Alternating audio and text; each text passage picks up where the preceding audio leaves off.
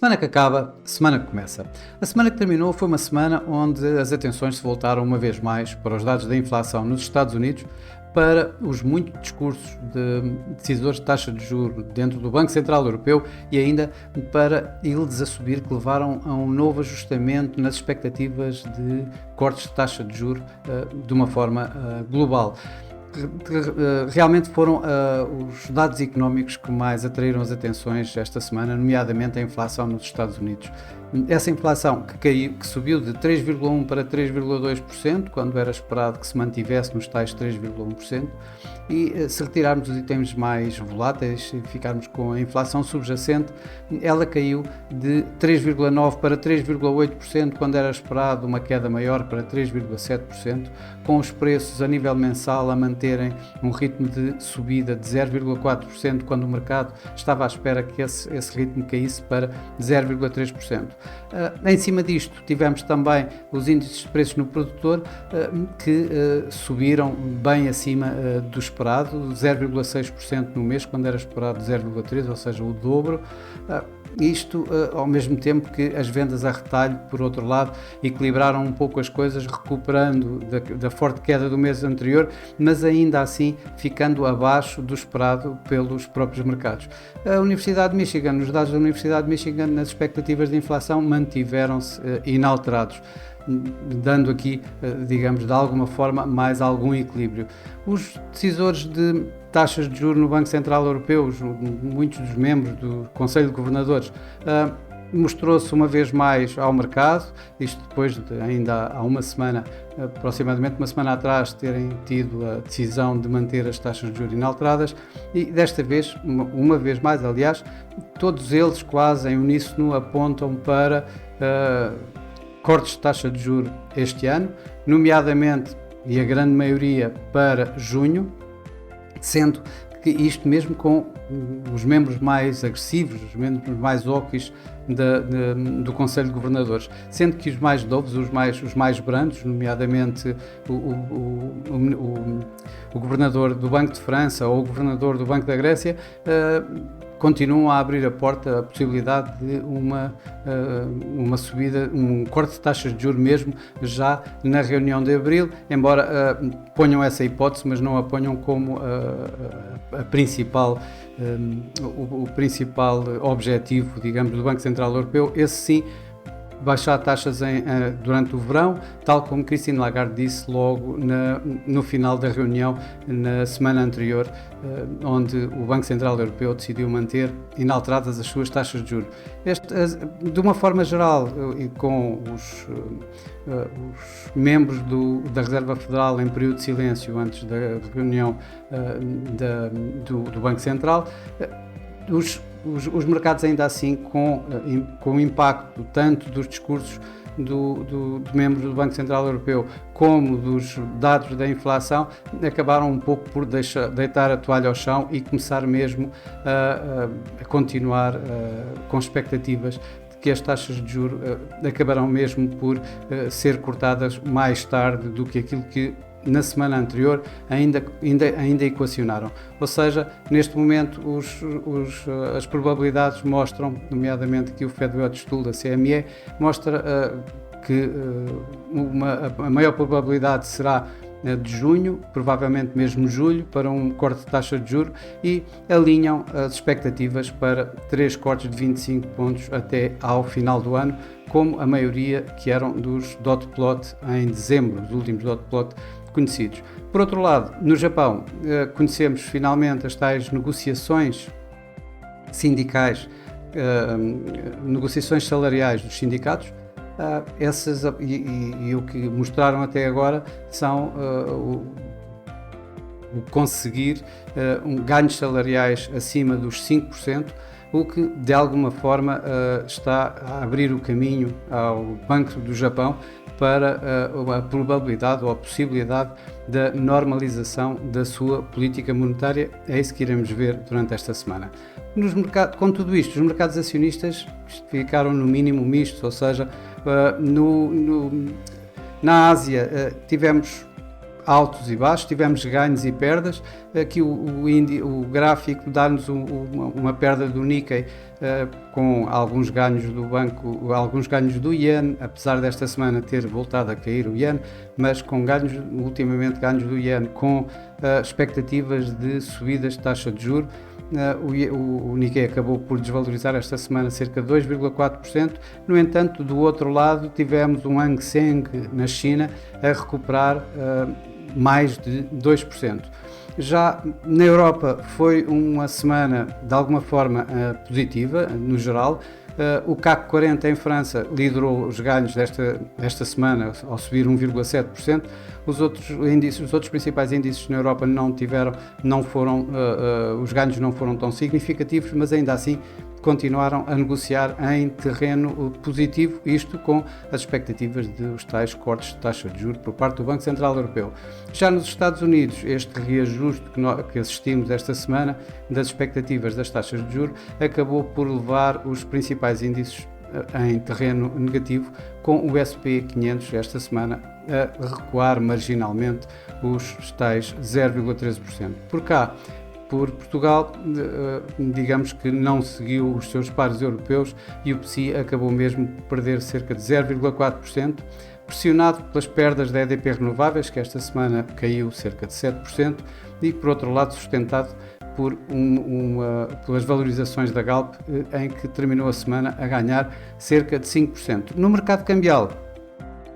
esta semana foi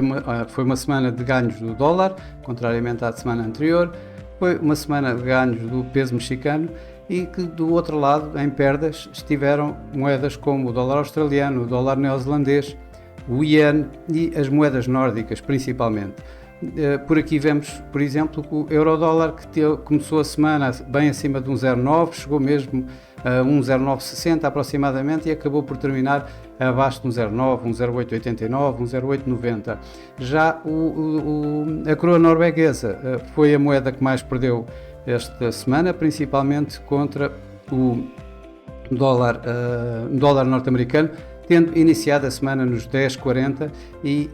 terminado acima dos 10,60. No mercado das commodities, tivemos aqui uma vez mais ganhos e perdas. Foi o caso do ouro desta vez, que depois de fortes ganhos acabou por recuar cerca de 1%, um bocadinho mais do que 1%, isto pressionado por yields a subir e por um dólar um pouco mais forte. Já por outro lado, o petróleo voltou a ganhar, teve mais uma semana de ganhos, o Brent ganhou cerca de 4%, o WTI um pouco menos do que isso, mas bem perto dos 4% também, isto quando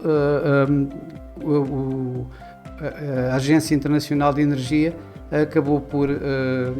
juntar-se ao OPEP e dizer de alguma forma no seu relatório mensal que prevê um déficit na produção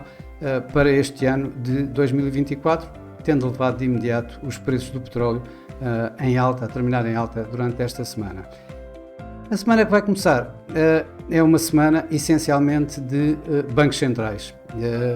onde os olhos vão estar todos praticamente na Reserva Federal e no Banco do Japão. No entanto, temos aqui mais alguns dados económicos, nomeadamente os PMIs, que vão ser seguidos pelo mercado. É esperado que tenham um ligeiro abrandamento nos Estados Unidos, mas ainda assim fiquem com tanto o setor manufatureiro como o setor de serviços a manter-se em terreno de expansão. Já na Europa deverão continuar a recuperação que têm tido nos últimos meses, ainda assim com o índice manufatureiro a ficar nitidamente em território de contração e com o de serviços a manter-se aqui assim ligeiramente acima do limite que separa a expansão da contração. Mas de facto são os bancos centrais que vão mais chamar a atenção durante esta semana. Banco de Inglaterra, Norges Bank, RBA, o Fed e o Banco do Japão, destes 5 provavelmente vão manter as suas taxas de juros inalteradas. Já no Banco da Turquia as opiniões dividem-se se mantém ou se eventualmente voltam a subir mais 250 pontos, mais 2,5%, passando a sua taxa de 45 para 47,5%. Por outro lado, o Banco do México também irá reunir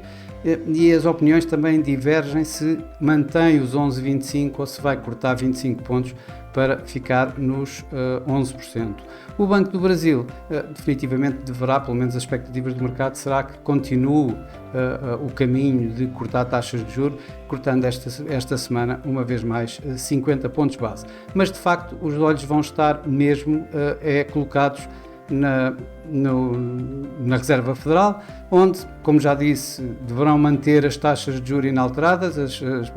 a sua política monetária vai ficar inalterada. No entanto, o mercado vai olhar bastante atentamente às projeções económicas da FOMC e aos dot plot, aos famosos dot plot, para ver se há aqui alguma alteração. Relembro que os anteriores, em dezembro, apontavam para 3 cortes de 25 pontos na taxa de juros, mas isto está de tal forma que qualquer alteração da grande maioria dos membros que mantiveram, que apontaram para a mediana dos 4,625, uma alteração nessas votações, por assim dizer, nessas projeções, poderão levar a mediana do Banco Central norte-americano a levar para apenas 2 cortes de taxa de juros até ao final do ano, ou por outro lado para 4 cortes de taxa de juros. Da forma como os últimos discursos dos representantes da FOMC que falaram antes do período de silêncio, a mim parece-me que será mais fácil chegarmos a 2 cortes do que a 4 cortes, e definitivamente isso irá ter um impacto forte nos mercados financeiros em geral, tanto nos obrigacionistas como nos acionistas, como no mercado cambial. A comunicação de Jerome Powell também será importante, isto principalmente depois daquela estirada um pouco mais dovish que registou no Congresso aqui há cerca de 2 semanas atrás. A tirar também um pouco o protagonismo esta semana da Reserva Federal estará o Banco do Japão. O Banco do Japão, o mercado divide-se muito entre uma subida de taxas de juros já nesta reunião desta semana ou isso a acontecer só para abril. Para já, o caminho, digamos, para uma normalização da política monetária está feita, nomeadamente quando o Sr. Kazuo Ueda falava aqui há umas semanas atrás de que precisava de ver as negociações salariais suficientemente fortes para levar a acreditar que a inflação continue sustentada. Parece estar conseguida. Estamos a falar de que o Rengo anunciou 5,25 de subidas de salários, ora isto contra 3,8 há um ano atrás, portanto acredito que isso esteja bem dentro das decisões que vão ser tomadas no Banco do Japão e portanto acredito que possamos ter já eventualmente uma alteração da política monetária no Banco do Japão e não só em abril. O tempo dirá, vamos ver esta semana o que é que vai suceder. Por fim, vamos ter também inúmeros discursos de vários decisores de política monetária, desde obviamente os discursos após as várias reuniões, tanto no RBA como no Banco do Japão. No Banco de Inglaterra isso não vai acontecer esta semana, mas vamos também ter outros, nomeadamente na Reserva Federal, com Jerome Powell, como já falámos. Além disso, estão agendados uma série grande de discursos, tanto do Banco Central Europeu como da Reserva Federal, como membros da Reserva Federal, no sentido de continuarem a dar mais alguma orientação futura ao mercado, numa altura em que as expectativas estão uma vez mais, expectativas em torno de cortes de taxa de juros, estão uma vez mais a ser